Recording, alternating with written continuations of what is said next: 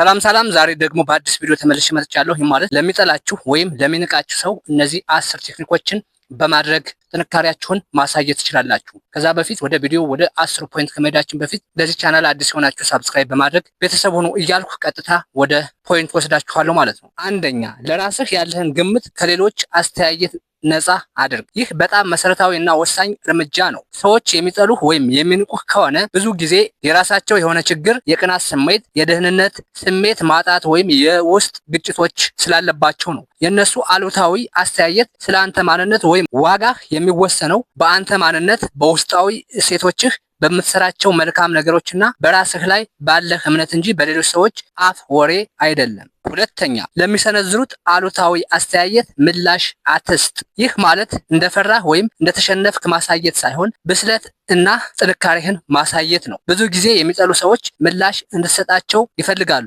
ሲያናድዱህ ወይም ሲያንቋሽሹህ ምላሽ ከሰጣቸው የድላቸውን ስሜት ታጎናጽፋቸዋለህ ማለት ነው። ለግዴለሽነት ማለፍ ወይም ኢግኖሪንግ ደግሞ የጦር መሳሪያቸውን እንደማውረስ ማለት ነው። ምላሽ አለመስጠትህ ስሜትን መቆጣጠር እንደምትችል እና የእነሱ ድርጊት በአንተ ላይ ተጽዕኖ እንደሌለው ያሳያል። ሶስተኛ፣ በራስህ ስኬት እና እድገት ላይ አተኩር። ይህ ደግሞ በጣም ኃይለኛ የጥንካሬ ማሳያ ነው። የምትሰራውን ነገር በጥራት መስራትህ በሙያህ ወይም በግል ህይወትህ ስኬታማ መሆንን ለሚጠሉህ ሰዎች ትልቅ ምላሽ ነው። የራስህ ህይወት ላይ ትኩረት አድርገህ ስኬታማ ስትሆን የእነሱ ጥላቻ ከኋላህ እየቀረ የሚናፈቅ ነገር ይሆናል። ስኬትህ የራስን ዋጋ የሚያሳይ እንጂ ሌሎችን ለማበሳጨት አይደለም። አራተኛ፣ ለራስህ ደግ ሁን እና ራስህን ተንከባከብ። የሌሎች ሰዎች ጥላቻ ስሜታዊ እና አእምሮአዊ ጫና ሊፈጥር ይችላል። ስለዚህ ራስን መንከባከብ የውስጥ ጥንካሬህን ለመጠበቅ ወሳኝ ነው። ጥሩ እንቅልፍ መተኛት፣ ጤናማ አመጋገብ፣ የአካል ብቃት እንቅስቃሴ ማድረግ፣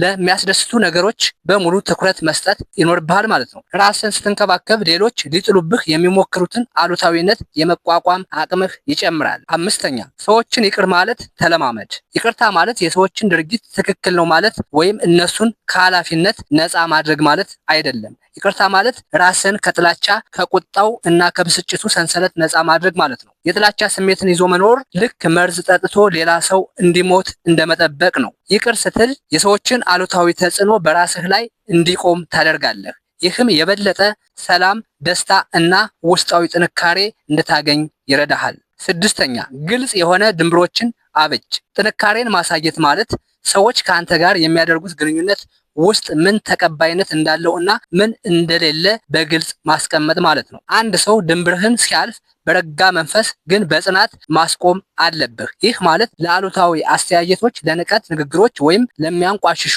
ድርጊቶች ቦታ እንደሌለህ ማሳየት ነው። ድንበር ማበጀት ራስህን የመጠበቅ እና ለራስህ ክብር የመስጠት ምልክት ነው። ሰባተኛ፣ ከአዎንታዊ ሰዎች ጋር ያለህን ግንኙነት አጠንክር። በአካባቢህ ባሉ አዎንታዊ እና ደጋፊ ሰዎች ራስን መንከባከብ ትልቅ የጥንካሬ ምንጭ ነው። እነዚህ ሰዎች በራስ የመተማመን ስሜትህን የሚገነቡልህ፣ ስኬትህን የሚያከብሩልህ እና በችግር ጊዜ የሚደግፉህ ናቸው። የሌሎች ሰዎች ጥላቻ ስትቋቋም ከአዎንታዊ ግንኙነቶች የምታገኘው ድጋፍ የበለጠ እንድትጠነክር እና ተጽዕኖውን እንድትቋቋም ያደርግሃል። ስምንተኛ፣ ትምህርትና እውቀት ላይ ኢንቨስት አድርግ። እውቀት ኃይል ነው። ራስን በማስተማር እና አዳዲስ ክህሎቶችን በመማር ጥንካሬን ማሳየት ትችላለህ። ይህ የራስን ዋጋ የሚያሳድግ ከመሆኑም በላይ ለሚጠሉ ሰዎች በምክንያታዊ ምላሽ እንድትሰጥ ወይም በቀላሉ ችላ እንድትላቸው ይረዳሃል። እውቀት የአስተሳሰብ አድማስን ያሰፋል፣ በራስ የመተማመን ስሜትን ይገነባል እና ከእነሱ አሉታዊነት በላይ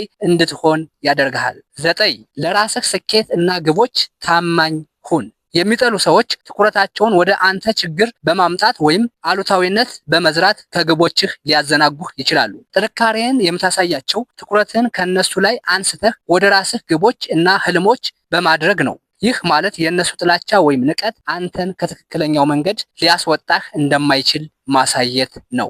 10ኛውና የመጨረሻው፣ የሌሎችን ስሜት የመረዳት ችሎታን ተለማመድ። ይህ አስቸጋሪ ሊሆን ቢችልም የሌሎችን ስሜት ለመረዳት መሞከር ጥንካሬን ማሳየት ነው። የሚጠሉ ሰዎች የራሳቸው የሆነ ውስጣዊ ችግር ወይም ህመም ሊኖራቸው ይችላል። ድርጊታቸው የአንተን ዋጋ ባይቀንስም የእነሱን ድክመቶች ወይም ስቃዮች መረዳት ለእነሱ ጥበቃ እንድትሰጥ እና አሉታዊነታቸውን በግል እንዳትወስደው ይረዳሃል። ይህ ደግሞ ለአንተ ሰላም እና የስሜት መረጋጋት ትልቅ አስተዋጽኦ ያደርጋል። በአጠቃላይ ለሚጠላህና ለሚንቅ ሰው ጥንካሬን ማሳየት ማለት ለራስህ ያለህን ክብርና ዋጋ በመጠበቅ ውስጣዊ ሰላምህን በማስጠበቅና በራስህ ህይወት ላይ ትኩረት በማድረግ ነው። ይህ ሁሉ ስሜታዊ ብስለትን፣ በራስ መተማመንንና የህይወትን ውጣ ውረድ በብቃት የመቋቋም ችሎታን ያሳያል። ለሚጠሏችሁና ለሚንቃችሁ ሰዎች እነዚህን 10 ፖይንቶች ተግባራዊ በማድረግ በቀጥታ ብልጠትና ብስለት በተሞላበት መልስ እንደ መስጠት ነው ማለት ነው። ስለዚህ አሁንም እንደነዚህ አይነት ቁም ነገር ያላቸው ትምህርቶች ወደ እናንተ እንዲደርስ ከፈለጋችሁ ሳብስክራይብ እና የደወል ምልክቷን በመጫን በየጊዜው የሚለቃቸው አዳዲስ ቪዲዮዎች ለእናንተ በኖቲፊኬሽን መልክ እንዲደርሳችሁ ይሆናል ማለት ነው። አሁንም በሌላ ጠቃሚ ትምህርታዊ ይዘት እስክንገናኝ ድረስ መልካም ጊዜ። ቻው።